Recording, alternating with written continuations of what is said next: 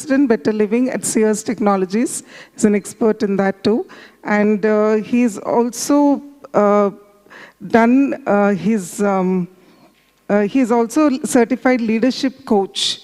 So I have to refer to the notes because the list is a lot. And so over to Balkishore Bhai, and he's going to talk about soul conscious leadership. Over to Balkishore Bhai.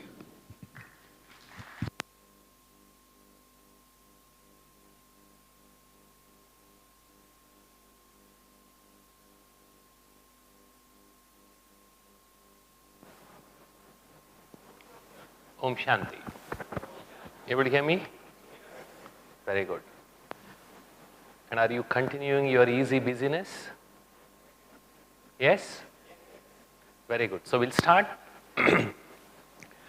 Well, this has been afternoon of exercises, so we'll continue with one more exercise. And this is about breathing. Most of us do shallow breathing from the chest. Okay, have you seen any 2-year-old or 3-year-old sleep? And then how their stomach goes rhythmically up and down, what we call as belly breathing? There's a very simple verse in Hatha Yoga Pradipika which says, Chale vate chalam chittam. Vata means the prana or the breathing, we can say. Chalam chittam means mind. Chittam means mind. Nischale nischalam bhavet. That means your mind and breath both are related to each other. If you want to stabilize one, you need to stabilize the other. So the best way to stabilize your mind is to stabilize your breath.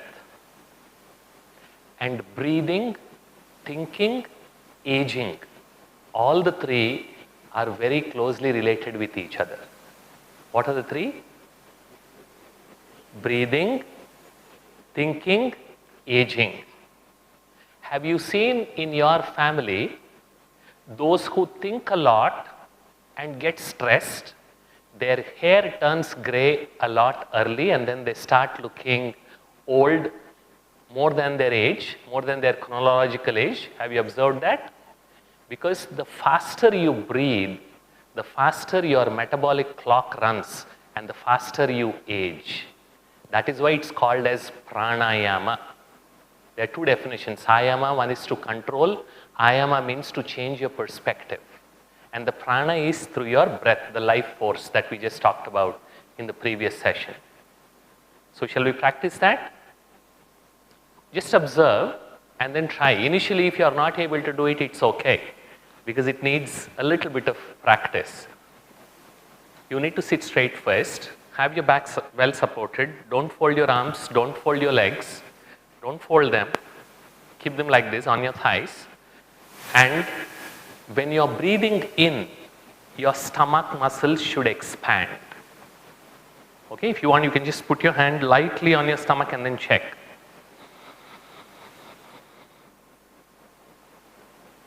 Not like that. Okay, like this. Hold, and then you breathe out, your stomach muscles go inside. Possible? Yeah? We'll do it slowly. Okay? So, slowly breathe in. And as you breathe in, observe the muscles of your stomach expand. Once your stomach is full, hold for a second and then breathe out. As you breathe out, your stomach muscles go inside. Let's repeat once more. Breathe in.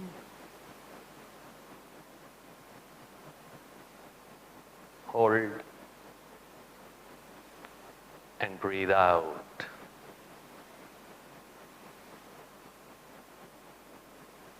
Once more. Breathe in.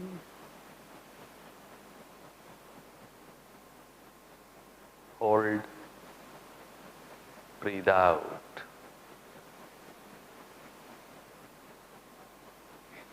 Relax.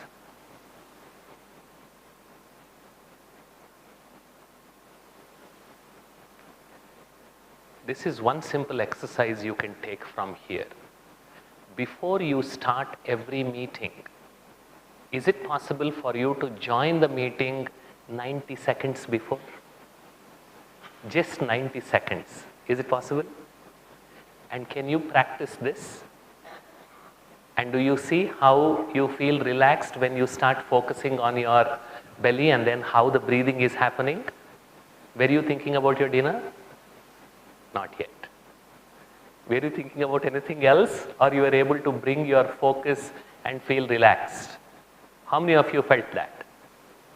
Yeah, it's very easy. So I would suggest that incorporate this simple deep breathing exercise and relaxation into your life, where you will do at least 5 to 6 times a day. Possible? 5 to 6 meetings a day? And just 90 seconds? At the beginning of the meeting, you start with 90 seconds of relaxation, deep breathing. At the end of the meeting, you will also do 90 seconds if you can, if you don't have back-to-back meetings, which I discourage, so that you do deep breathing and reflect on the action items of what you are supposed to be doing after the meeting. Because many a times we attend the meeting and we forget, what am I supposed to do now? So it's a good exercise to do this deep breathing at the end of the meeting and reflect on the action items. So 90 seconds in the beginning to relax, 90 seconds after the meeting to reflect. Easy? And this is what we discussed yesterday. Relax and reflect. And now you are able to integrate it very easily with our day-to-day work. How many of you want to do that? Very good. Please remember, and even here you can start practicing it.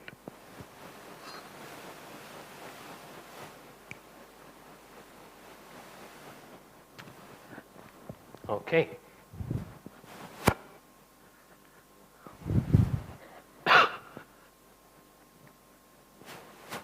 So how many of you have attended the first lesson today morning? Other than those of you who arrived a little late? All of you. And what was taught in the first lesson? So who am I?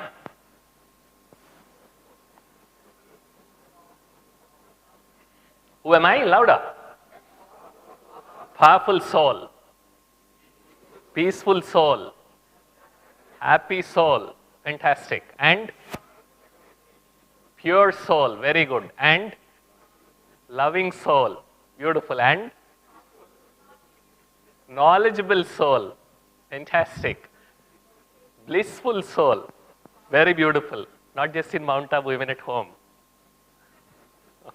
Okay. So what we are going to do is, how is this knowledge, this simple principle of Aham Atma Mama Shariram, I am soul, this is my body. How can we apply this simple principle to build a beautiful leadership framework is what we will discuss in the next few minutes. As leaders, what do we want? What do we want as leaders?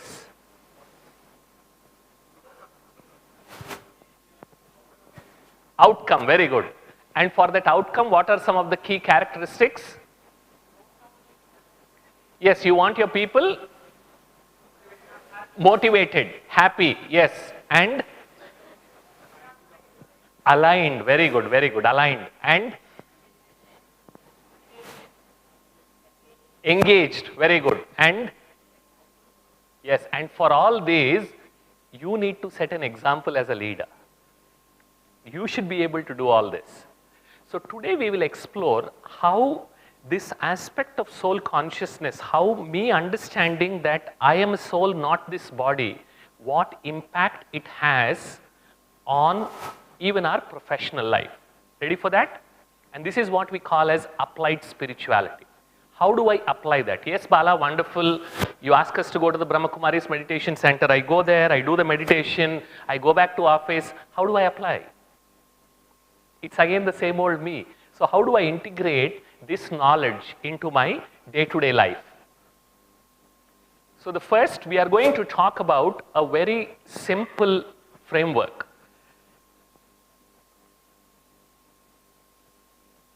The first aspect is, who do I think I am?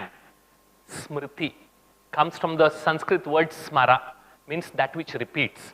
What is it that I am telling myself about myself? Who I think I am. And that is what, that awareness determines how I look at things. The who determines the how. In a minute, I'll give you an example. And the how determines what I see. How I see determines what I see. Yes or no? And what I see determines how I act. What are my actions, kriti. And that kriti creates the srishti around me. And my srishti once again influences my smriti.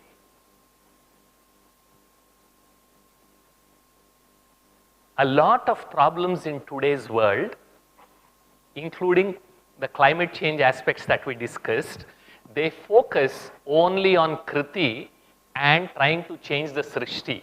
Very incomplete. That's why we don't get the results. But fundamentally, what you need to change is the smriti, the awareness. Let's explore this in a little more. Is this understood? We'll come back to this. But this forms the foundation. My smriti determines my vritti. Vritti comes from the word vritta, means circle. Okay, vritti, what kind of vibrations get generated. And drishti, kriti, and srishti. So what is this awareness? It is who you believe you are. When you step into office, what's your awareness? Is there a change or no? Because you start getting into a role. When you step into your home, when you move with your friends, and when you step out to represent your office or country, is there a change in your awareness or not? Who you think you are? Okay? That is what we are talking about, this smriti. Now let's explore a little more. I'll share the deck. Yeah.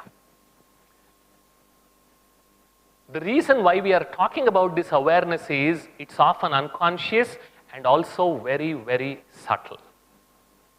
Most of the times we are not even aware of our own awareness. Let me give you an example. Science says our ancestors were like this. And this is what they used to do.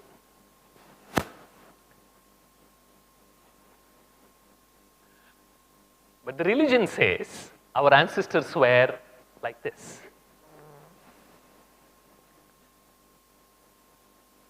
That's a question of belief, what you believe. I'm not talking about what is right or what is wrong here.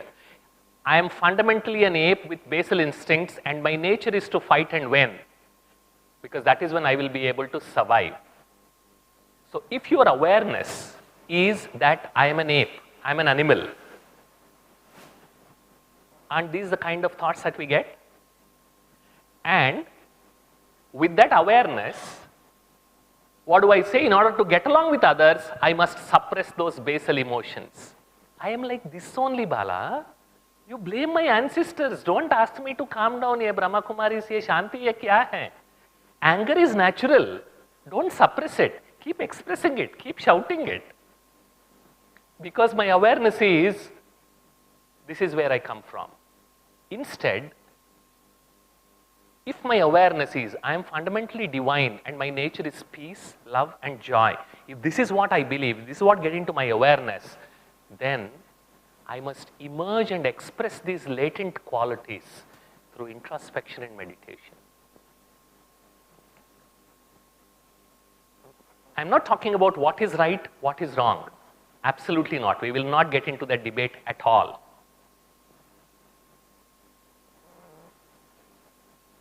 Do you agree with that? Very simple, self-evident principle. Awareness impacts action, and belief impacts behavior. And this was the most powerful lesson I learned 30 years ago when I came to Brahma Kumaris. And this is the reason why you have the slogan of Brahma Kumaris, world transformation through self-transformation.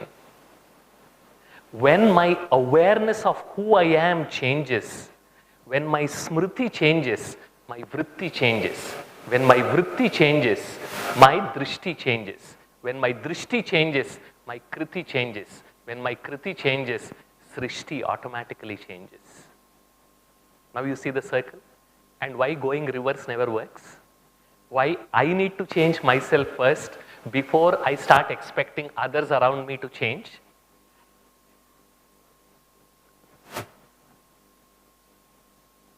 How my beliefs impact my behaviors and results. And almost all of these are hidden because these are based on my awareness. So here, through the first lesson, as a part of Raj Yoga meditation, we are taught to change that awareness if you want to change the srishti around you. Because it all starts with change in smriti. Let's explore this even further. Now the next, we talked about awareness. Now let's talk about this awareness, and now how attitude determines, how I see things determines what I see. Let me demonstrate that. What do you see? Just tell me, don't overthink. Whatever you're seeing. Bird? Yeah, holding something. And these ones? Okay, birds again. Legs? Okay. And that's, we can say some water. We can say that. Now this what is visible? Yes or no? Now what do you see?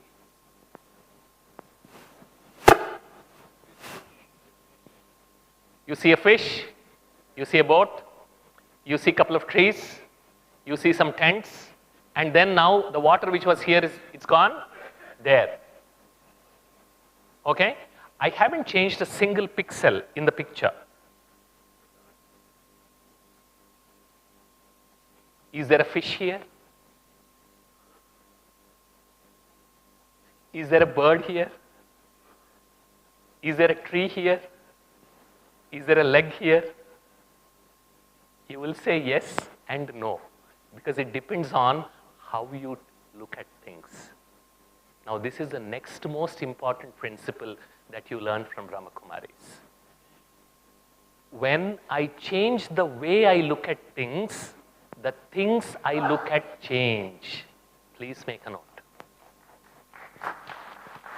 Right? When I change the way I look at things, reality hasn't changed. I haven't changed a single pixel of the reality, of the picture. When I change the way I look at things, the things I look at change. Suddenly a fish appears, a boat appears, couple of trees appear. When I change it, now that becomes a bird. Those becomes legs. That becomes an island. When I change the way I look at things, the things I look at change. And for all of you leaders, this is an extremely important principle. How do you see your team members as? These are the fellows who are coming to make my life hell, and I will show them what I can do. If this is your vritti, then what will happen to your drishti and what will happen to your kriti? And if you start looking at them, the vritti, the attitude, how you look at them, yes, these are the people, well-meaning ones, they are interested in learning, growing, so that together I can help them become a better version of themselves as a leader, and together we can create something more beautiful. If this is your vritti, then what will you see in them? And those of you who are interested, this is the essence of, in management, what we call as Pygmalion effect in management. Pygmalion. When you go back, you will have a lot of homework to do. One of those is to study about this. What Pygmalion effect says is the belief of the manager in the team member's capability impacts the team member's performance. Everything else remaining equal. Just the belief.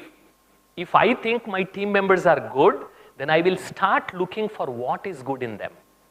If I think my team members are bad, then I will only look at what are the bad things in them. Now come back. If I start becoming aware that I am a soul, then what will I start looking inside of me? All the qualities that you just mentioned in the beginning. Peace, love, bliss, happiness, joy, knowledge. When I change the way I look at myself, the things I look at myself, inside myself, they change. The reality remains as is. But how I respond to the world completely transforms. Interesting? Now, so when I start with this awareness that I am a soul, what happens? What are the key characteristics of this soul consciousness? Dehi Abhimani Sthiti. Two things. Deh Abhiman. Deh means I am thinking myself as a body, that is body consciousness. And Dehi Abhimani, that is becoming soul conscious. So what are the key characteristics of soul consciousness? How this smriti, my awareness, impacts my sthiti, my state of mind. My smriti impacts my sthiti, and my sthiti creates my swarup, of which what I become an embodiment of. Whatever I keep experiencing, whatever that mental state I go through, that is what will become my swarup. And swarup say samarthi. When I have the smriti, when I have the awareness that I am peaceful, I get the samarthi, the power of being peaceful. When I forget vismriti, that I am not peaceful, when I forgot that, then it becomes difficult to remain peaceful. Smriti says sthiti, sthiti says swarup, swarup say samarthi. So if I want to become powerful, where should I start? With my smriti. That's the fundamental change. Who I think I am makes a huge difference to the way you are dealing with the world. So when we talk about soul consciousness in Brahma Kumaris, what do we mean by that? When we say applied spirituality, okay Bala, what difference does it make? I'm a soul, I'm not a body. So what? Our favorite phrase, so what? So now we will explore that so what. So when I start experiencing myself as a soul, when I bring in that awareness, the first thing I start experiencing is I'm unique.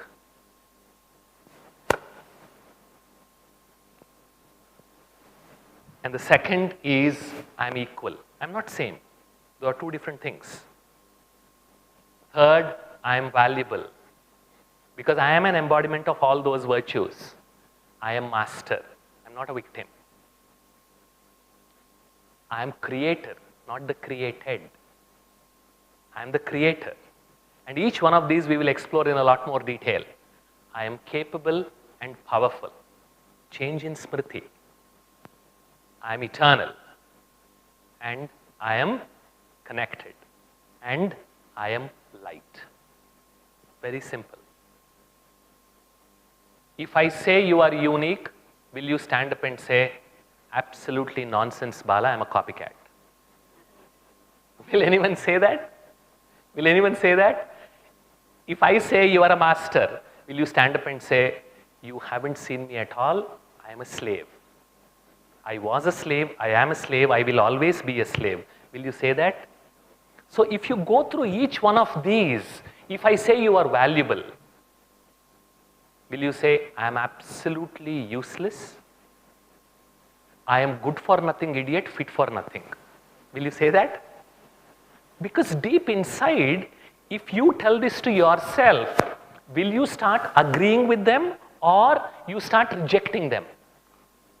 You start identifying, you start agreeing with them. You may not have anything external to show, but deep inside, these things resonate with you. Yes or no? Each one of them. These are self-evident. That is why I don't need to tell you what hunger is. You have already experienced it. I don't need to tell you you are unique. You are unique. These are self-evident. And when I start having these things in my awareness, when I work, when I act, when I come into contact with others, when I think, that is practice of soul consciousness. Yes, we will explore that. I'll share that. We'll go there. Okay? Let's start with a simple exercise. What I want you to do is take a fresh page and draw a line. Divide your age into 7 parts. Whatever your chronological age is, into 7 periods. And in each period, whatever positive experiences you have had, draw a line, and depending on the intensity of that experience, extend it away from this line. For example, at the age of 13, example is this fellow became a captain of football team, so that's a positive experience. Then at the age of 22, he had first serious relationship, so that was a little more than becoming a captain. Then he got job promotion at the age of 27, and serious accident here, and then made redundant, mother expires. Are you able to understand what to draw? Divide your age into 7 periods. In each period, whatever your positive experiences are, draw that line towards the right side. Negative experiences are not so positive ones to the left side, and the intensity of the experience determines how far from this line you will draw that. Clear? Go ahead, do that. Even if you miss 1 or 2 of them, don't worry. Just create your lifeline.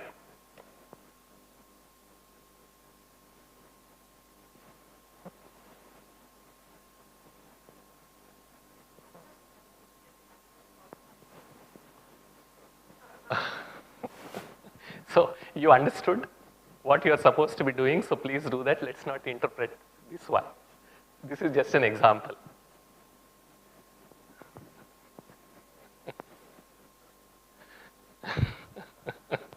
Because for some, marriage can come on the left side. So I'm not going to debate that. So according to you, whatever your experience is, please write that.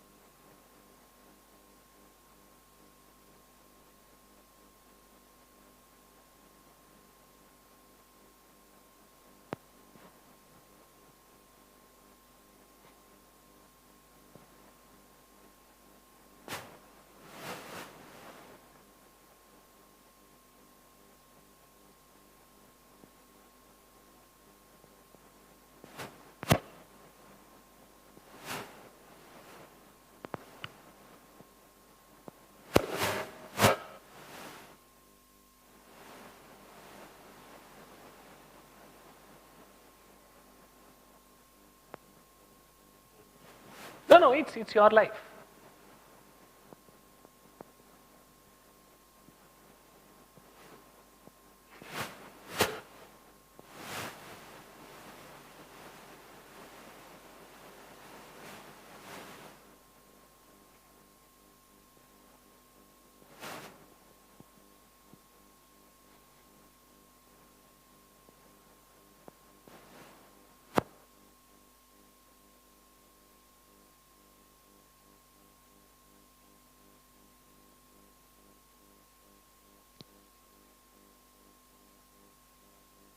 Done, at least for 5 stages. without interpreting, just look at the picture of the person beside you and compare your picture. Just compare the pictures. You don't have to read anything. Just compare the picture. Is it different or same, including your spouse's picture, if you have come with your spouse, and if you're sitting together? So you can compare. Is it same or different? Each one's lifeline. Completely different. Because each one of us is unique. And if you go through that, the number of positive experiences would have far exceeded the number of negative ones for most of us. Yes or no? But because negative is strong, whenever we think about it, they are the ones which come to our mind. We think, my life is not so great. But each one of our life is great. Okay? So this principle of I am unique is what we will explore in a little more detail. How does this awareness that I am the soul make me more powerful? First, is that the definition of uniqueness? Can I say that? There is no one else like me. Makes you feel good? No one else in the universe like you. Think about it. Among 8 billion people, you are you. You are alone. There is nobody else like you. Next. Again? Yes or no? I cannot become you. You cannot become me. That's the meaning of uniqueness. That means if I am unique, it means you are also unique. Very simple. If I can't become you and you can't become me, if I am unique and you are unique, then is there any meaning in me trying to become like you?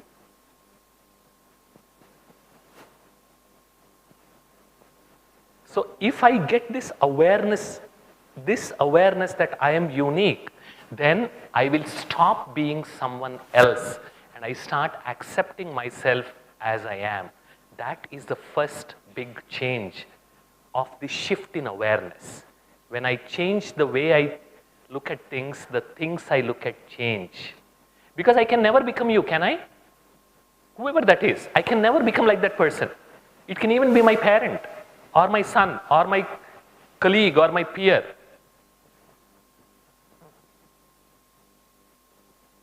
Self-compassion and self-acceptance, they start coming naturally. Because I can never become you, you can never become me. I don't have to whack myself because I'm not doing the way you are doing. Because I will do the way I have to do because I'm unique. And all types of comparisons disappear because comparison at that level of soul consciousness becomes meaningless. Interesting? Positive self-esteem increases. I will start looking at what is it that I can do to become a better version of myself, because that's all I can focus on and control. And self-criticism decreases. If you check, each one of you, how critical you are with yourself because you are not able to progress compared with that other fellow, you will start realizing how this comparison is so deeply ingrained. And that's the first thing. When I start bringing this awareness that I am unique, that gets completely removed. Yes, it needs to be practiced. It needs to be brought into my vritti and also drishti and kriti. And this is what helps me develop non-judgmental awareness. I will stop judging the other person. ये ऐसा क्यों करता है?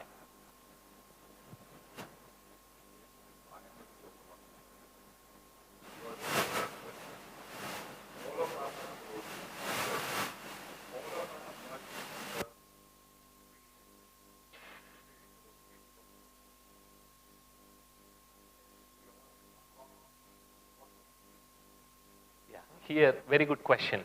This is where we talk about two things of Advaita and Dvaita. Advaita means oneness. All the souls come from the same Supreme Soul. Okay? We are all coming from the same source. No. In Brahma Kumaris, we talk about soul having its uniqueness and sanskars separate from God. So all of our existence, we are unique. We don't come and then merge into the God. We don't. The God is separate. Each soul is separate. Each soul is unique, independent individual which goes through its own cycle of birth and death and experiences. That's important. That's what we call as Dvaita. Again, nothing about right or wrong. It's about how you view things. What do you believe in? What your awareness is. So at Brahma Kumaris, this is what made a lot more sense to me personally. Because before coming here for more than 10 years, from the age of 10 or 11, read Bhagavad Gita, Mahabharata, Ramayana, and Bhagavat, and started thinking about these things. I'm telling about my story. But when I learnt about the Advaita, somewhere there was that resistance. How can I go and merge in him? I still want to remain as I am. Because I don't want to lose my identity. Right? I want to be myself, but a better version. So that's where this concept of soul consciousness, as we learn here as a part of Raj Yoga, comes in. Okay? Now your impact on relationships. Your unique means your tastes, your reactions, your abilities, they are different from mine, and that is okay. I like white, you like black. You like orange, I like mango. And that's absolutely okay. Because you're unique. And I'm unique. You're different. I'm different. And that's not a bug. It's a feature. Because that's how things are. Mutual respect increases and I listen to you. I may disagree with you, but I will still respect you. That's the difference between acceptance and agreement. Quite a few times we completely misunderstand these two. Accepting your opinion means I am respecting your opinion. I can still withhold my agreement. Accepting your opinion means I am respecting your opinion. I can still withhold my agreement. Take an example in your own life. When somebody listens to your side of the story and then gently says that I don't completely agree, will you feel comfortable with their disagreement or completely uncomfortable? Most of the times. After they have completely listened to you. Because as human beings, what we look for is that respect. We don't look for agreement. Ask yourself. What we look for is, did you respect my opinion? So when I start with this awareness that I am unique, that mutual respect automatically increases. That's the definition. Love at heart is respect plus safety. If you don't have any of these components, that is not love. It's not running around trees, hugging and kissing. No. Safety is, in your presence, I feel safe because you accept me as I am without you trying to impose your opinions on me. Because you respect where I come from, my point of view, I feel safe in your presence because you listen to me. When someone listens to you, they create a safe space. That's why when someone listens to you, you feel so good, you feel relaxed. When someone is listening, assuming that's not the first time your boss is doing, you won't become anxious, yes or no? But if your boss is doing for the first time, you have been working for 5 years and that's the first time he is listening to you, inviting you, switching off the laptop, looking straight into your eyes and then say, speak, aaj kya hua yaar, kuch hone wala hai. Other than that time, if anyone else is listening to you, you feel safe and relaxed. Because listening creates a safe space. And when will I be able to listen? When I start acknowledging your uniqueness and I start respecting you for who you are. Now let's explore this even more. Because you're unique, I respect you for who you are. And I allow you to be yourself. And that's what is empathy. I don't impose. Again, agreement is different, but I'm allowing you to be yourself. And I don't need permission to be myself because I am unique too.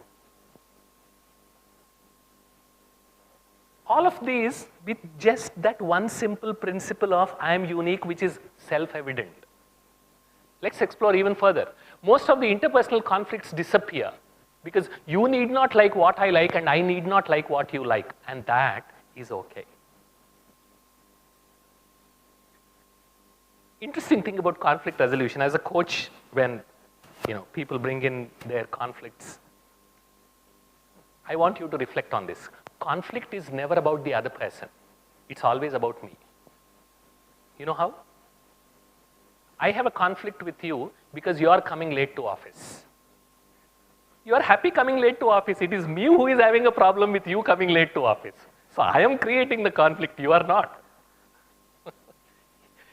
You will never wash dishes at home. You will throw your clothes wherever you want. You are happy doing what you are doing. I have a conflict with you because I don't like it. So who is creating the conflict? They are happy doing what they are doing. It is I who have a problem with that other fellow. And that is where the conflict comes. So most of the interpersonal conflicts are self-generated. Again, I'm not talking about yes or no. This change in perspective starts making you more powerful. Because now that you know you are creating the conflict, you will feel more powerful to resolve the conflict too, instead of feeling helpless. See the difference? When I start taking control of things, when I know it is because of my own understanding or misunderstanding the conflict is getting generated, I can start taking control. It increases mutual acceptance, as we have been discussing, which is different from agreement. I am IIT, IIM, IIS. तू painter बनना चाहता है, मैं अपनी मुंह कैसे दिखाऊं? कम से कम इंजीनियरिंग तो कर, कम से कम प्राइवेट इंजीनियरिंग कॉलेज में कर, if not in IIT. When I imbibe this principle, I am unique, then my son is also unique, my daughter is also unique. I need not create them in my image. I will allow them to blossom and tell their own story.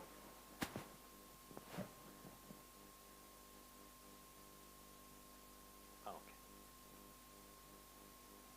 I'm asked to go a little slow because translation is happening. So my son need not be as famous or best as I am. He or she has their own story to tell. My children are not my children. They come through me, not from me. My children are not my children. They come through me, not from me. That's from Khalil Gibran's Prophet. Very powerful. Because now I start accepting you as who you are and allow you to blossom. Let's explore a little more. How does this impact my workplace? If I'm a manager, if I'm a team member, if I'm a leader, how this acceptance or this awareness that I'm unique impacts my work?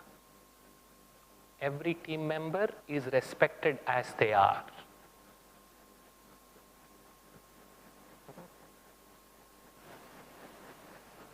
This fellow, every time I give some suggestion, he always comes up with something opposite, and he will never agree with me. That's why I dislike this fellow. Now I will no longer get upset because that's just yet another opinion. I respect because that is his uniqueness of trying to poke holes and come up with something why what I am saying doesn't work, which is fine. And I can still withhold my agreement. I need not agree, but at least that clash, that kinchatan as we call, that disappears. Whether I agree with what the person is saying or not, I will stop getting upset. Isn't that a big thing? And where is it coming from? By acknowledging that this person is unique. That's it. Nothing else is needed. And that's what increases.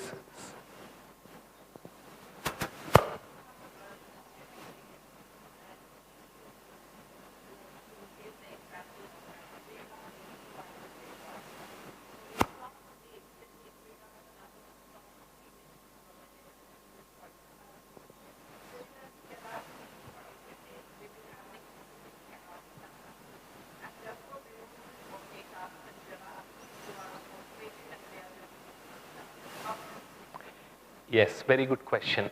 I am not saying to agree with all their incorrect behavior. I'm only saying you will stop getting upset when they do it and then start thinking from solution centric perspective, not a problem centric perspective. ये ऐसा क्यों करता है? ऐसा ही करेगा. Then you will start thinking, अगर ये ऐसा करता है, if this fellow does like this, what should I do? I will stop wasting my energy in changing them. See the difference? Sorry? Okay, and that is what increases psychological safety because I allow people to speak. Does not mean in a meeting, I will not stop a Mikasur from taking the mic. You know who is a Mikasur? Who grabs the mic and continues to speak without allowing others. Mic plus Asur is Mikasur. All of us have experienced that. It does not mean I will keep quiet. This fellow is unique. That is okay. He will sleep in the meetings. He is unique. Bala said that. It is okay. This is soul consciousness. I never said that. I'm only saying when you see that, don't get upset. Next step, whatever decision you have to make, please make that. Okay, so try to take it from the positive perspective. And that takes the quality of conversations a notch higher because you're allowing people to speak. You're allowing people to share. No idea is brushed aside, and that creates more opportunities for better ideas. Otherwise, we get into groupthink. And one of the most important reasons for groupthink is I will naturally align with someone who thinks like me. And I become very uncomfortable when the other person thinks something else. But when I imbibe this awareness that I am unique and this person is unique, their ideas are unique and their ideas can be different. See the difference it makes? I need not agree with them. Again and again I am repeating. I can still disagree, but I will disagree with respect. Spend a couple of minutes. Now that you have learned this one particular aspect that I am unique, how are you going to apply this principle? You can choose any one aspect, personal life, professional life, your relationship, even with your own self. If you are struggling with comparisons, with jealousy, start thinking how this one principle can liberate you. Because that is what knowledge is supposed to do, right? It liberates you from ignorance and darkness. Think about it. Empathy is different from? Yeah, when I am empathic to you, I create that safe space for you. Because I am able to relate to you. Right? And when I start relating to what you are going through, I will stop imposing my views on you. A place becomes unsafe, at least in the organizational context, when the other person imposes his or her views on me. When that stops, I can be myself. And that creates safety.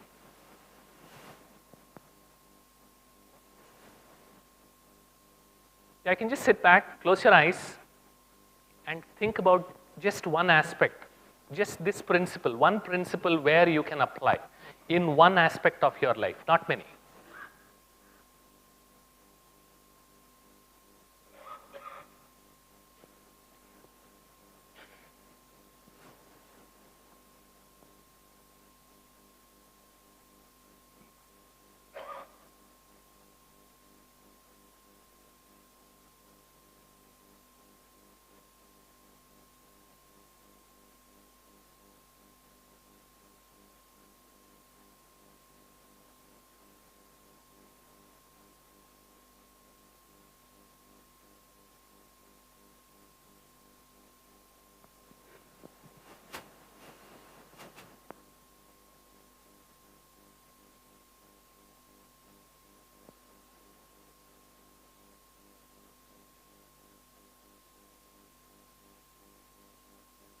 So were you able to think of one area where you can start applying this? Easiest is in relationships. Yes or no? Yes? Now let's move on to the next one. I'm equal. There's a big difference between being same and being equal. All of us are different. That's what is uniqueness. But we are all equal because nobody is more and nobody is less. You might be better in one quality. I might be better in some other quality. So that does not make you greater and that does not make me lesser. Because as souls, we have unique sanskars, but we are all equal. This is a natural extension of I am unique. And this is what has huge impact on mental health. Almost all of mental health is because I reject myself the way I am. A lot of mental health issues. Yes, please.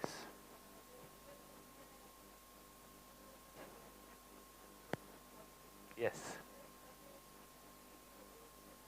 Yes. Yes.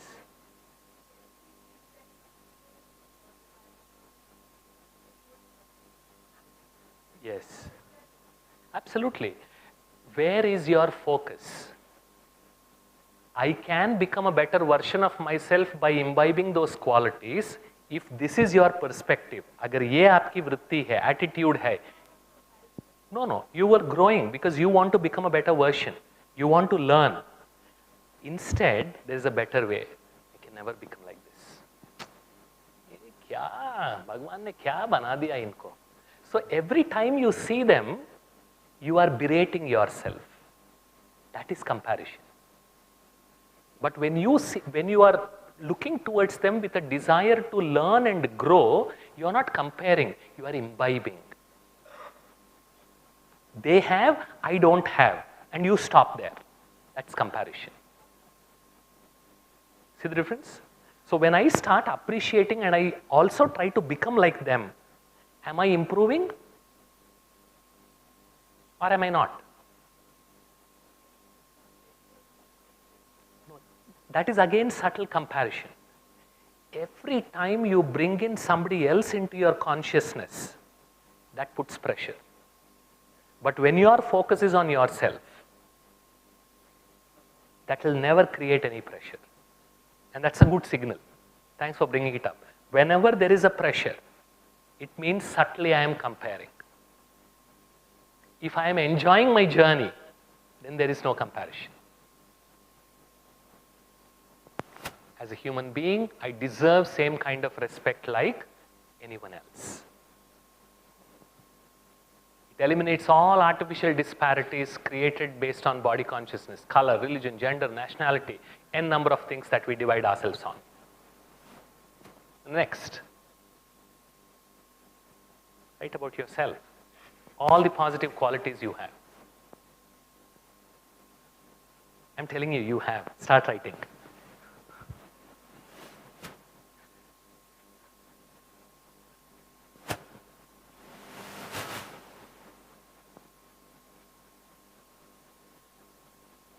Yeah, start writing.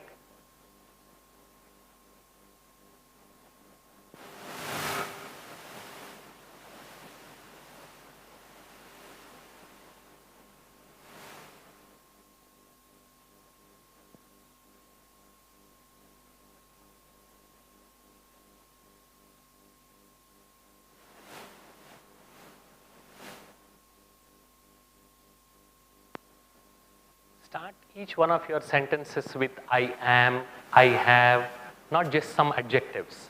I am, I have, I can. Add that.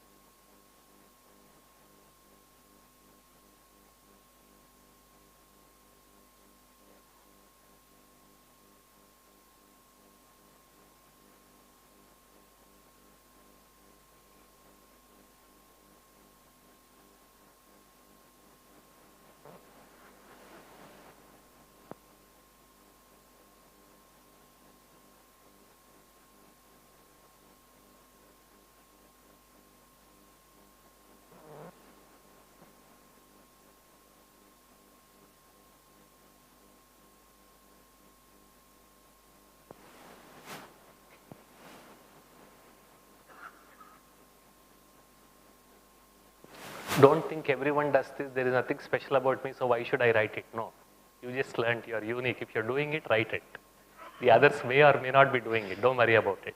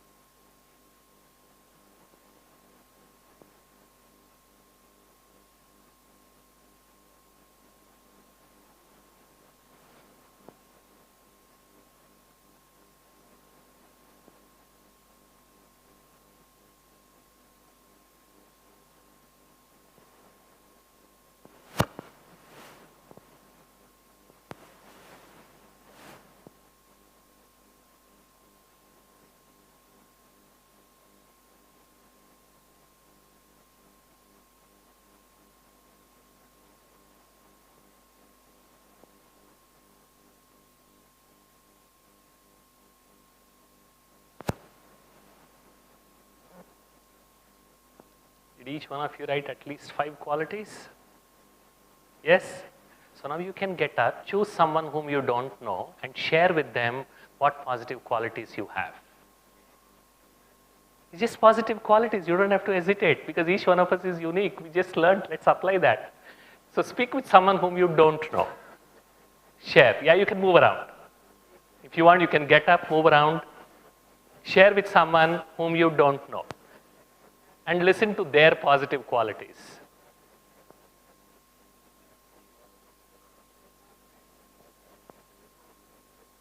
Yeah, please get up. It's okay. Move around. Introduce yourself.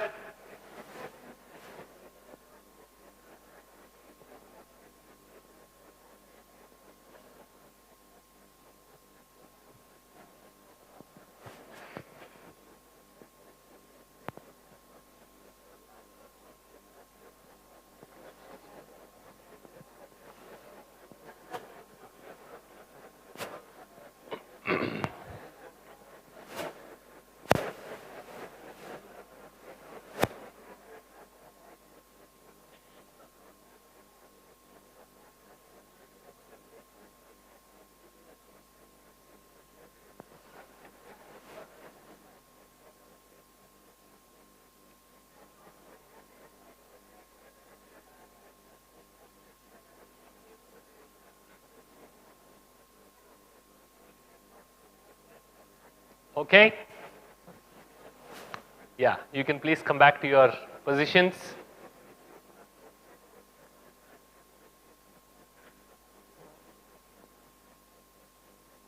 Please come back to your positions. How did it feel?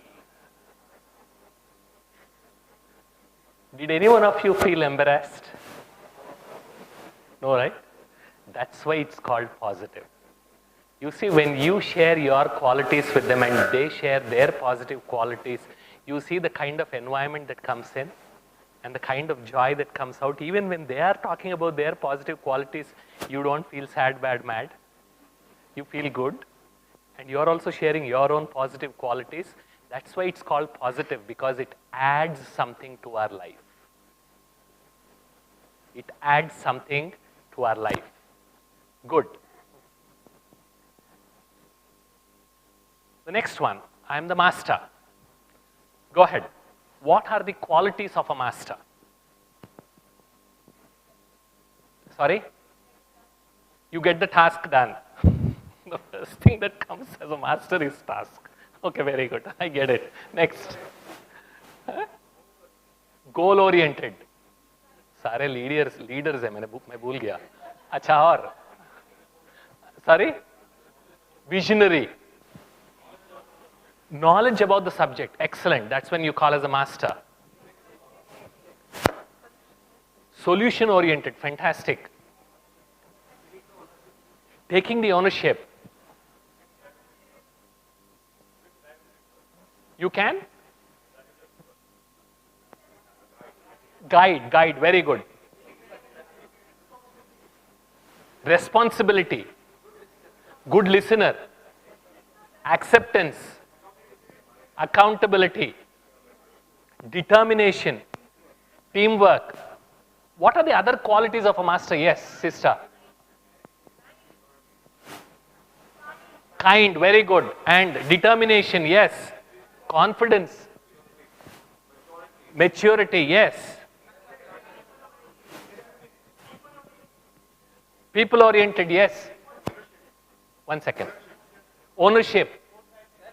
Foresight, very good. So let's see some of the qualities. All these are, right?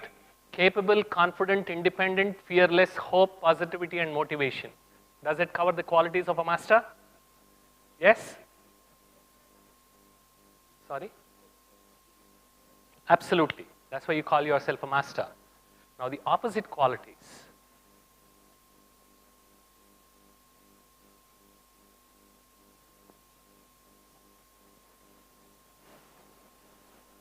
So whenever I am experiencing any of these, it means I am not in the consciousness of a master. Can I say that? Because when I am in the awareness, when I am in that smriti, that I am the master, we just shared so many qualities of a master. It means those qualities are the ones that will emerge in me automatically. Because I am in that consciousness. When I forget vismriti, that's what creates asamarthi. When I forget that awareness. Now let's explore even this further.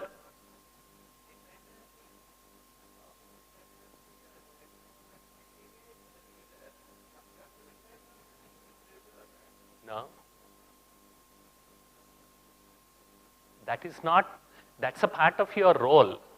That's a part of you working on the team. Dependency is, I cannot cook my breakfast. My wife always has to give me. I'm completely dependent on her for my survival. Yeah, organizational perspective, that is not dependency. That's not. As a master, I create my own experience. I choose to be happy. And you might want to write this and reflect. No one on the face of this earth, no one on the face of this earth can make me feel sad, bad, mad without my permission.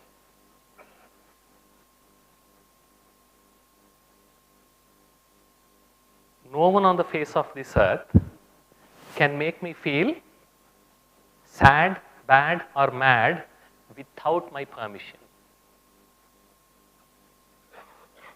When any of my team members, I managed big teams in the past, I would tell my team members, you are absolutely free to come and then say, Bala, you are an idiot. The only thing I will ask is, show me the data.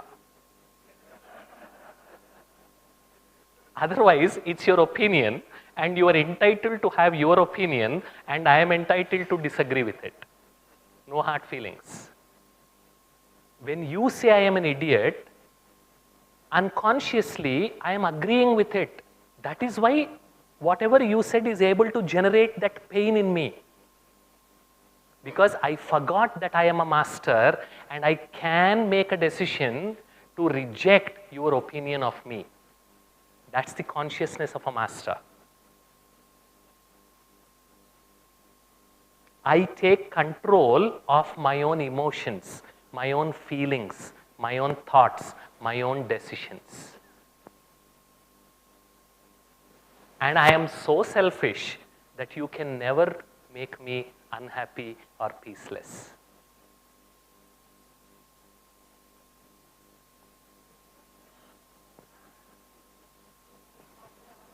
Sorry?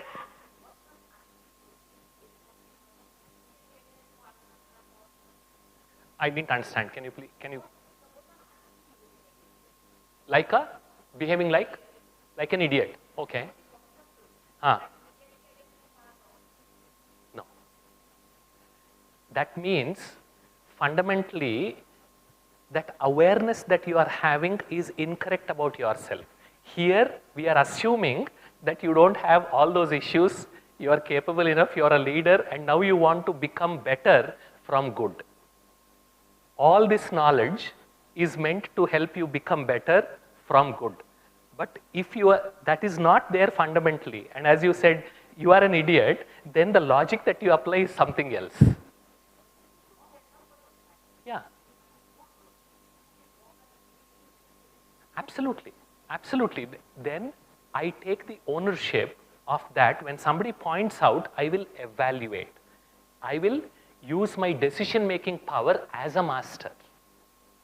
I won't feel sad, bad, mad again. You said something to me, as a master, I will sit and evaluate. And if you give me the data, as I mentioned, then I will sit and evaluate. And then I will decide, yes, indeed, this is not what I should have been doing. Because that is the true quality of a master. Because if I am a slave of my own ego, then I will never agree with you, in spite of you giving me the data. Because I become a slave of my own sanskars. I am not willing to change. As a master, I respond, not react. I don't blame others or situations. I am assertive, not aggressive. Accepting and acknowledging my capabilities and having faith in myself. Today, I haven't cleared my Google certification, but I am working towards it. I will clear it. So I have that faith so that I can invest that energy and time. And action driven by faith in the self moves me into position of strength. A lot of our actions, this is something I would encourage you to write and reflect. When I perform from a position of weakness, I'll never get the result that I want. Position of weakness is when I feel helpless, when I blame somebody, when I am scared, when I am afraid. What will happen to me? When that drives, I am already in a position of weakness. But when I move into a position of strength, start with this awareness that I am the master. See the difference it makes. Because I am willing to pay the price.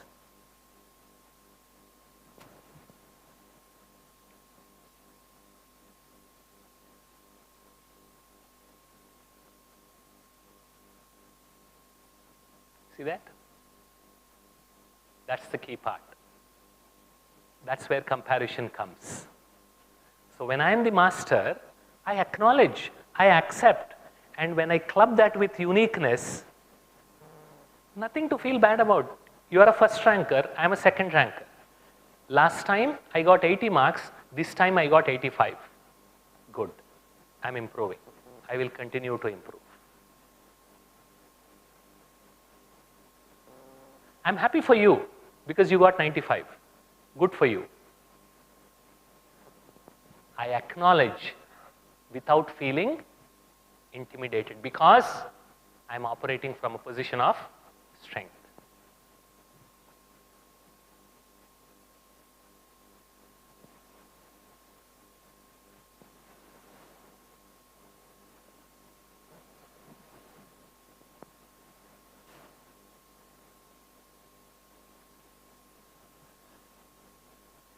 When I move into position of strength, when my consciousness is that I am a master, this is what happens inside your brain.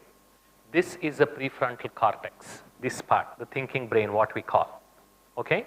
When I operate from this position of strength, that I am a master, I am relaxed or I am anxious? Relaxed. When you are relaxed, your thinking brain operates at its best.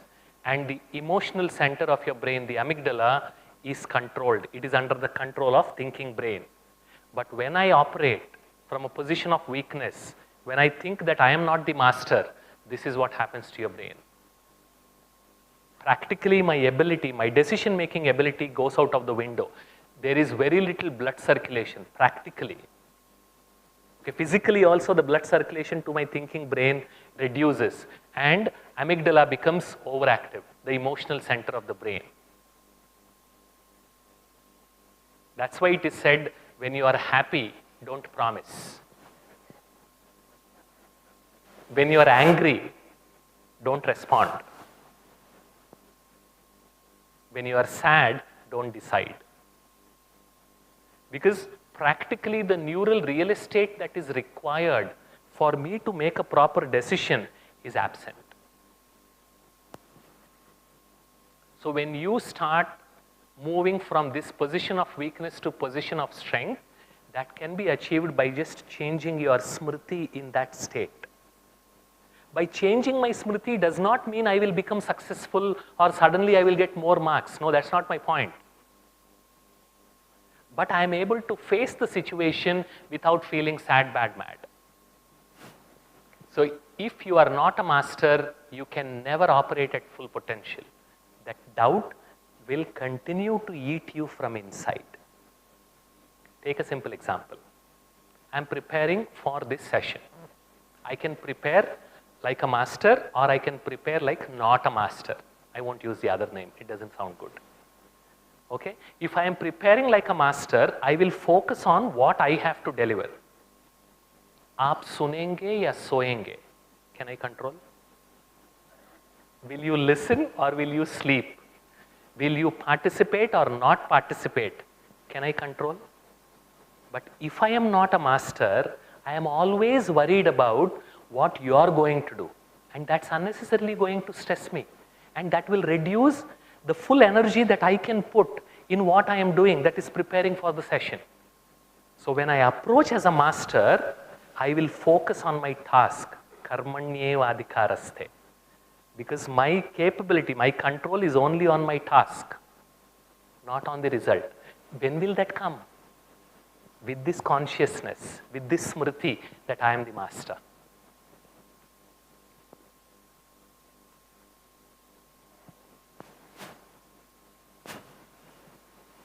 पत्ते पत्ते को पानी देने जाओगे तो पेड़ सूख जाएगी. If you try to water every single leaf, the whole tree will dry up. Because if you want to grow the tree, where will you water? Where will you put the water? To the root. To the root. Not to the expansion, not to the leaves. Can you impress everybody on earth? You can't, right? The only way you can control is expressing yourself. Whether the other person gets impressed or not, absolutely no control. And imagine the amount of energy we spend thinking about others, especially when you can't control them. I'll share one experience. As a coach, as a counselor, people keep coming to me. So there's this guy who came to me saying, Bala, I am addicted to these hard drugs for the last few years. I'm trying to get over it. I'm not able to. Then I introduced him to this simple principle that you are the master of your mind. You can control your urge. Drug is not more powerful than you. You have the authority because you are the master. He started crying. Because all these years he thought he was a slave for a substance. Nobody told him, you are a master. Nobody. Including the rehab that he used to go in and come out. And can you believe, with just this one change in his awareness that I am the master, I can control my urge, drug is not more powerful than me. He's sober now, even after 2 years. Because now as a master, he says, I can decide to exercise, I can decide to get good experiences by doing something else. I don't have to go to the drug because I am the master. I have the capacity. See the big difference? Just one change in smriti, how much samarthi or the power it brings. That's the power of smriti or awareness. This is one more thing which we would want each one of you to take from here. I am the master of my mind. I can control my thoughts. Mind is monkey, mind is horse, mind is kutta, mind is billy. No. Because when my awareness is mind can't be controlled, I will not even try to control. You see the interesting thing? I give up. But when my awareness is, I am the master, It will take a little longer, but I can control my thoughts. I'll start getting motivated to put the effort.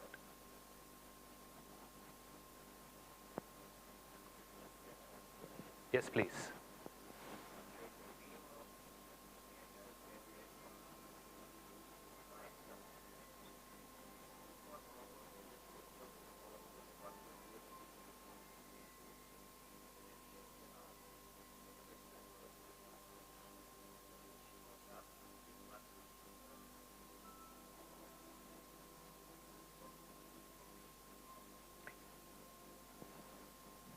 If you have followed very, very carefully, when I am getting to an area which I don't know much, I can approach it two ways. I can be open to experiences, including failure, or be scared of failure. When I am approaching with that open-mindedness, not with arrogance, that approach that I am a master and it's okay for me to fail because I don't know everything, that also comes from the consciousness of being a master. If I am scared, then I am not a master. Here, while I am using the word, when I say master, I am not saying I am the best. Even if I get only 20 marks, I am unique, I am best, I will fail. That's what Bala said. That's not what we are talking about. Okay, you got 20 marks, now what next? So mastery is not about winning. Mastery is not about success. Mastery is about the consciousness with which you are approaching a task. And you are willing to accept the result, whichever way it comes. Because again, as a master, you are accepting, not as a slave, not feeling sad, bad, mad. See the difference? Yeah. Okay? Remember this, you are the painter of your life. Don't give the paintbrush to someone else. Don't give your remote. सबको बांट के रखा है. Right? We gave our remote to everybody, including the maid, including the fellow who cuts me on the road. Bhai, aap daba, main nachunga yahan. And many people around us, they have a very strong remote. They keep pressing and we keep dancing. And then we keep complaining. So don't give your remote. Remember, I am the master. Take back the remote. Okay? That's one thing that I learned after coming to Brahma Kumaris. I am more powerful than I think I am.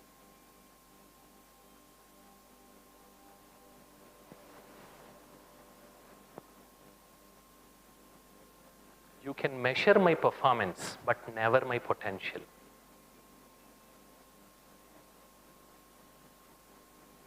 And when I start from this consciousness that I can grow, then the chances of me actually growing increase.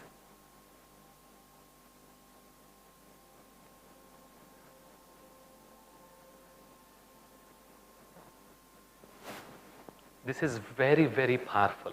This smriti, this awareness that I am master. And those of you who wanted to start learning meditation, those of you who stopped meditating, gave up, got really frustrated with your own sanskars, this is the smriti that you need to practice many more times. That I can.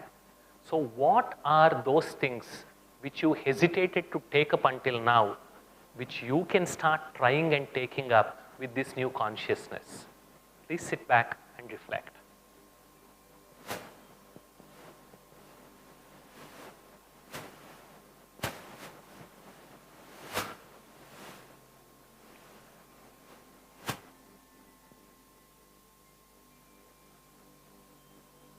Just think about it. All those things which you were scared of failure, or what others will think about you, or all those areas where you tried to impress others and you got frustrated.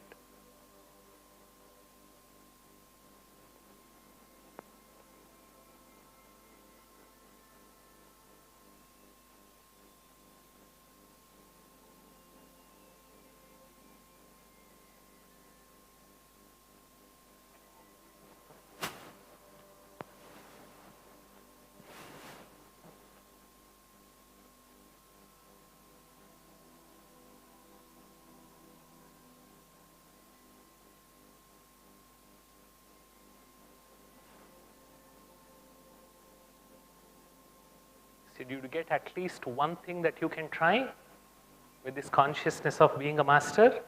One small positive change in your life? Yes? Make a note. Please make a note.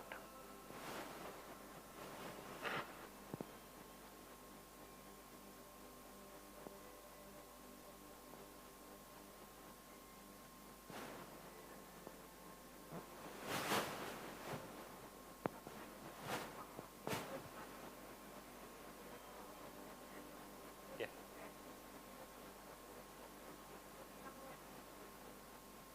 Same, I am master. Because as long as you have the capability to give another shot, you haven't failed. Like in boxing, you will lose only when you stay down, not when you fall down. There's a big difference between falling down and staying down. If you think you should not fall down at all, you will never be able to fight or even walk. In Hindi, I don't have the English translation, but in Hindi there's a very beautiful song. हमें उन राहों पर चलना है जहाँ गिरना और संभलना है. गिरना ही नहीं तो चलना ही बंद कर देंगे. Yes? गिरेंगे, I'm fine, I will fail. That's okay.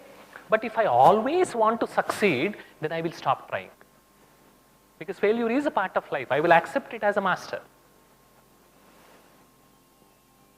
Okay. Good. So, ma'am was asking about I am eternal. So, I would encourage you, I will not. Is it okay if I take 10 more minutes? And then I will leave you. You can just aram se go out, enjoy, and then you come back for the 7 to 7:30 meditation in the plaza or the amphitheater. So, you'll get a few minutes. 10 more minutes. Is that okay? Good. I'll share an interesting experience, ma'am, which you asked why this thing about I am eternal. In the popular culture, what we talk about is, hai ek hi zindagi aish karo. There's only one life, enjoy. This is what we are taught. Yes or no? I'll share an experience. Brahma Kumaris have another, like IT wing, we also have something called Spiritual Applications Research Center, SPARC. It's there in the training center 13 in the opposite building. So, some of the BKs who were practicing meditation, they visited Kidwai Memorial Cancer Hospital in Bangalore. They saw a small room which was decrepit, that it was not being used at all.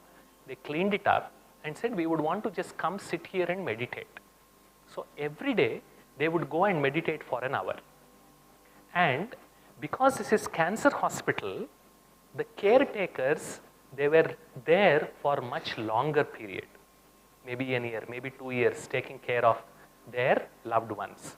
So including the caretakers and the patients, when they started coming to this meditation room and started practicing meditation, just sitting there, not even practicing, they started feeling better. They started asking, what do you do? Why are we feeling better? We want to know. Then they were introduced to this knowledge that I am a soul and the soul is eternal. Just this first lesson, that I am a soul, this cancer is for your body, not for the soul. When you die, this body is shredded, but you will remain because you will get into the next birth. You should see the transformation in those cancer patients who were fed with this conditioning that this is the end. Now this is just a comma, it's not a full stop. And that started a huge impact of their medication, because now there is hope. They are no longer hopeless, and hope is very powerful. Because now I will live. This is not my end. There is a tomorrow in a different body with a different set of loved ones. That made a huge difference. Another example I will give you. If you search on Gyan Stevenson, he did pioneering research in the field of reincarnation. He documented 20 such cases which can never be explained other than through the same soul reincarnating and taking a new birth. He was the one who put this particular discipline of reincarnation from just discussion to and give the academic rigor. Gyan Sarovar. And another example. How many of you are familiar with this? I've heard about this. Very few hands. Search Raymond R. Moody, comma, near-death experiences. There's a wonderful video on YouTube, very old, but very powerful. Raymond R. Moody, R-A-Y-M-O-N-D, Raymond R. Moody. He is a psychologist. So he would get patients explaining, especially during cardiac arrest, when surgery was happening, all the machines would go flat, and after a few minutes they would become alive, and they would come back and then share what the doctors were discussing. Practically impossible if you just consider that there is something that can survive beyond this physical body. And he started documenting those. And in the last 40 years, a lot of research has happened in this area. Now this is an established fact that yes, there is consciousness that survives death. And the experiences are remarkably similar. You leave your body, you go through the tunnel, you go in front of a light, which is all accepting, wonderful, powerful, very beautiful, completely accepting. And when you read their experiences when they come back, amazing, complete transformation of their life. Because according to existing psychology, you can tinker with your personality, but you can't transform it. But these are the people 180-degree shift. A type A personality who was so engrossed in making money, becoming famous, cutting corners, comes back with this near-death experiences, having experienced light, completely transformed. Because now the things that you give importance to in your life completely change. Love, compassion, fellow beings, how can I help? Because now they have realized there's much more than just this one life. And that's where this simple principle comes. I am eternal. Makes a lot of sense. If this is only one life, I can do all sorts of nonsense and say, I can have fun. No, but that is going to come with you. That is karma. Karma and reincarnation, they go together. And it is because this particular aspect that I am a soul who will survive this body is not accepted by the so-called science. I'm using my words very carefully. That's a discussion for another day. They are never able to cross that mental block. So most of why I call this as a framework is almost all self-development theories. You can create all of them from these simple first principles. I should empathize with you. I should do good to you. Why should I do good to you? Just because you are there, or you are good, or you are smart, or you are beautiful? No. Because you are also a soul, I am also a soul, and what I do to you is going to come back because there is that karma. Right? That is what is missing. Why should I empathize with you? Because you are unique, I am unique. You will not become like me, I will not become like you. So accepting that is empathy. There's nothing else. Me acknowledging your uniqueness is empathy. So I did not struggle to become empathic. It comes naturally when I bring in this awareness that I am unique, you are unique. So you see, every single theory out there can be built from these first principles. That's the power of what you learn here as a part of Raj Yoga meditation. And I've talked only about the first lesson. And I'm not done yet. And I started speaking an hour and a half ago. Okay, and this is still the first lesson.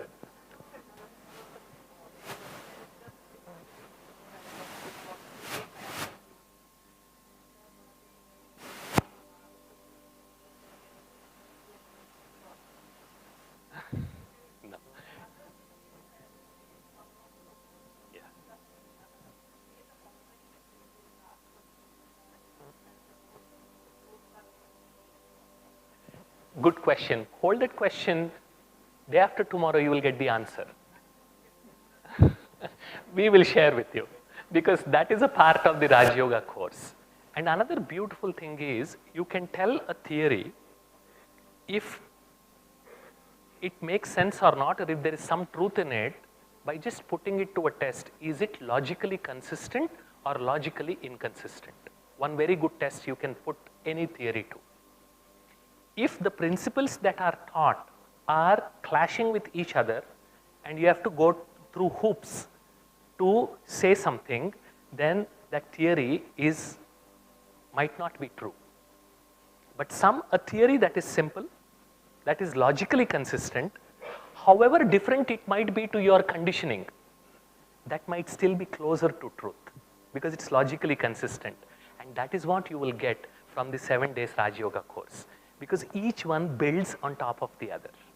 Like you asked about the 84 lakh births, right? 84 lakh yoni we say. Now that in one stroke it is removed because as per Raj Yoga, each soul's sanskars are unique. We just heard that. So a human soul will have human sanskars. An animal soul will have animal sanskars. How can an animal get human sanskars? How can a dog become a better dog on its own? Think about it. Because it doesn't have that sanskar. It's only human beings who have that sanskar of wanting to become better. So according to Raj Yoga, a human soul will always take birth as a human being. Again, you can consider this as a theory. I'm absolutely okay. You want to disagree? Absolutely okay. But test it. All the principles are logically consistent or not.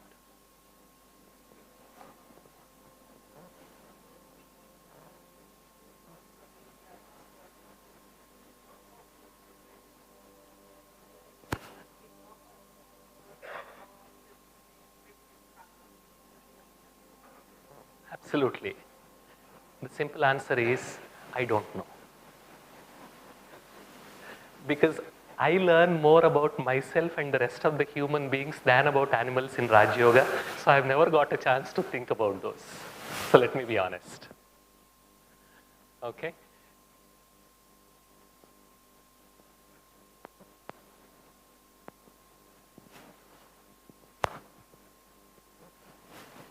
Smriti. Awareness. In my awareness, if I am weak, if I say I can't do this, that's why many a times you will learn this in the digital wellness session day after tomorrow. I call brain as a wonderful Tathastu machine. If I say I can't do this, then your brain will say Tathastu and it will send a not okay signal and your body will respond and you will not have energy also to do something. Okay, so if I believe I can do something or if I believe that I can't do something, absolutely right.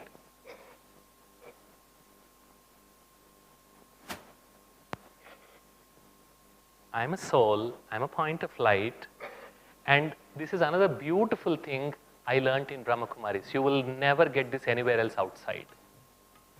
When I start practicing that I am a point of light, one is light, the other one is sthiti.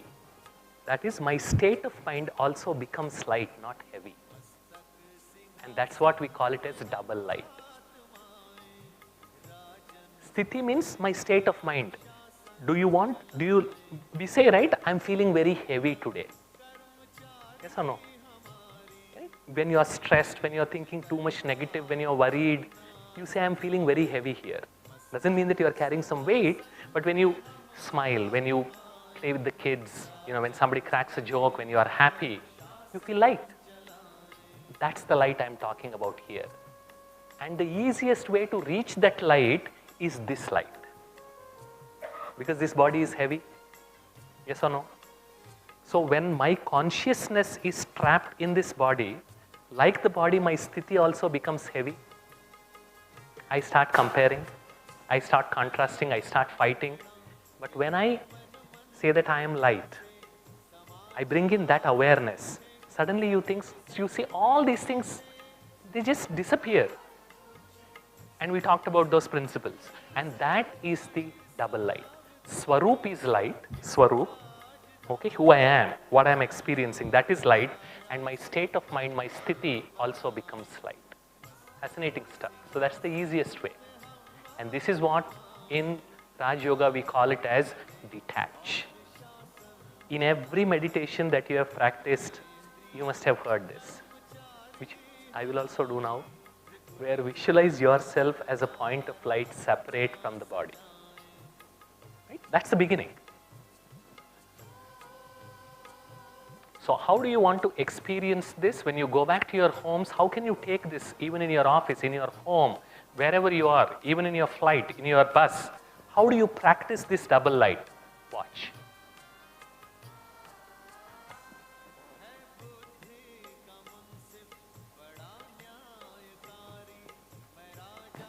Sound. Sound.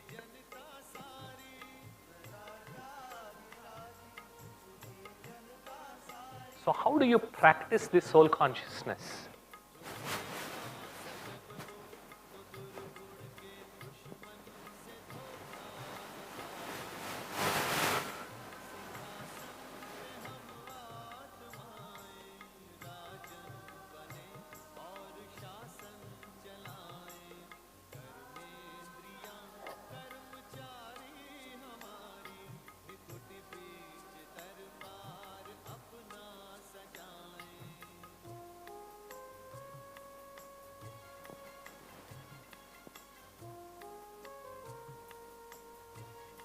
So even while sitting at your desk, you see how you can experience.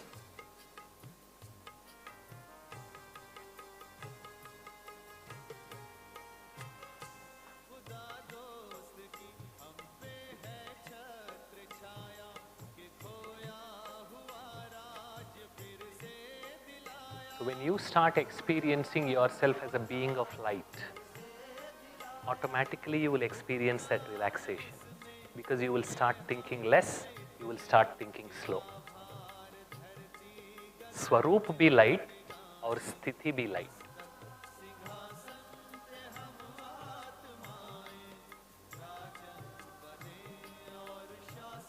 So you start seeing through your mind's eye yourself as a being of light, not just this body.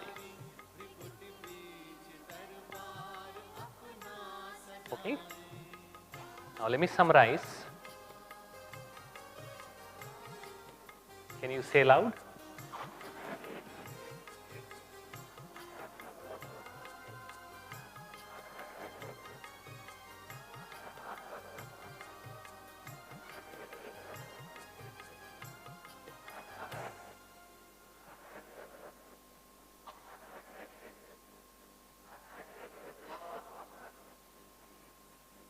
All are self-evident. So simple. Good. Any questions?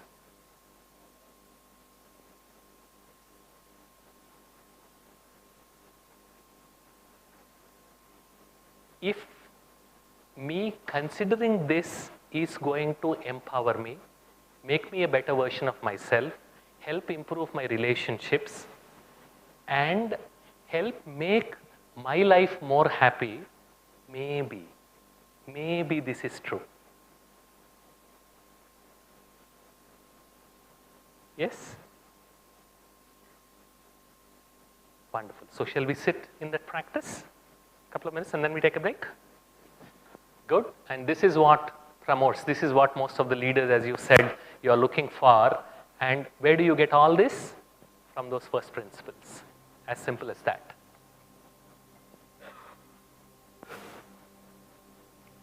Good.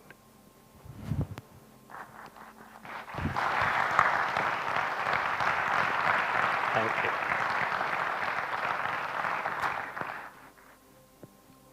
Sit straight.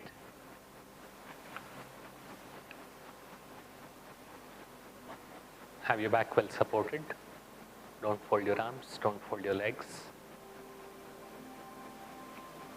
You can keep your eyes open and just rest your eyes on something that you are seeing in the front. Or if you want to close your eyes, that's what makes you comfortable, you can close your eyes. Take a deep breath. Breathe slowly and deeply.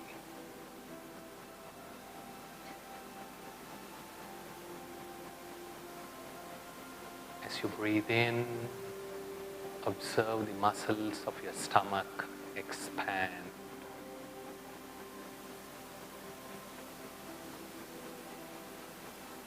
As you breathe out, observe the muscles of your stomach contract.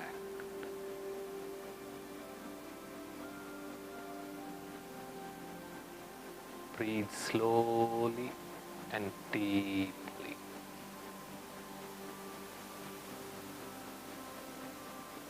Let go of any tension in any part of your body and relax yourself.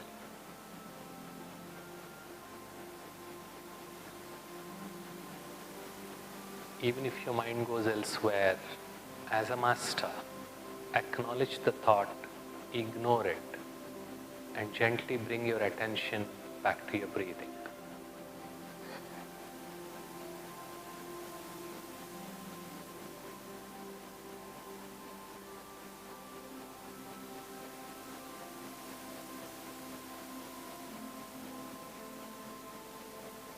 As you relax, visualize a shining bright white star in the middle of your forehead. A shining bright white star spreading white rays of peace and relaxation all around you.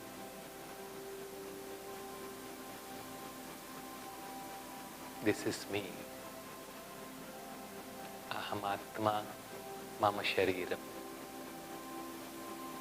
I am a soul. This is my body.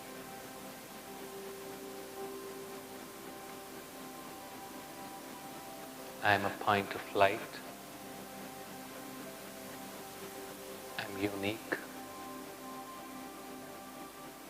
I am master. I am creator. I am eternal. And I am light. As these white rays of peace and relaxation, they spread to all parts of your body. Through your mind's eye, you are able to see yourself as a being of light.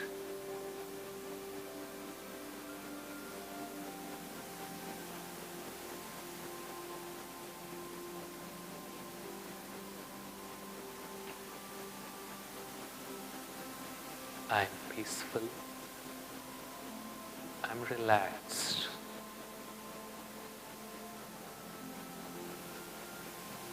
And I am powerful.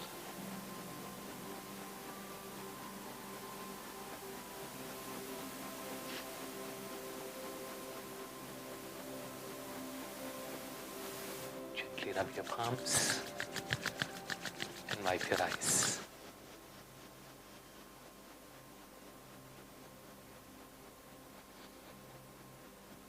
Gently open your eyes.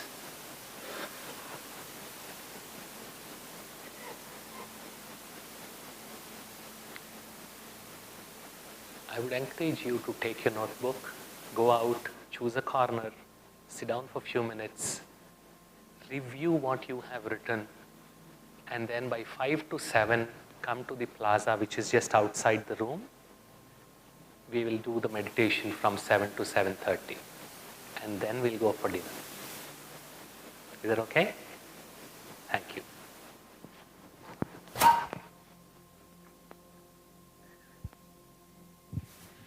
So thank you, Balkishore Bhai. I think we should hear it for Balkishore Bhai once more. Thank you so much. So see you at 5 to 7 in the plaza.